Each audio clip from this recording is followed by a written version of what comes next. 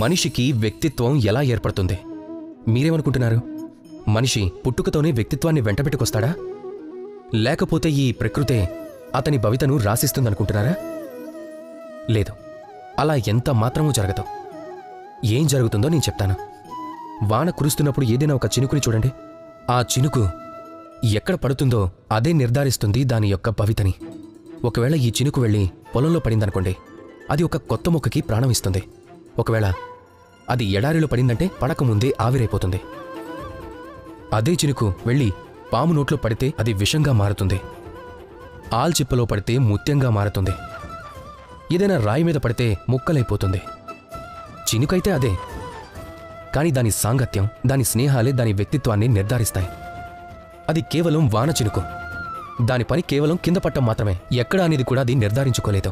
కానీ మీరు మనుషులు.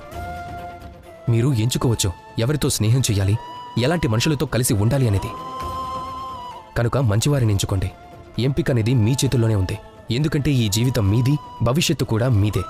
ఇక ఎలాంటి వ్యక్తిత్వంతో ఎదగాలి అనేది మీరే నిర్ణయించుకోవాలి. ఆ విధంగా మీ భవితను మీరే మార్చుకోండి. రాధాకృష్ణ.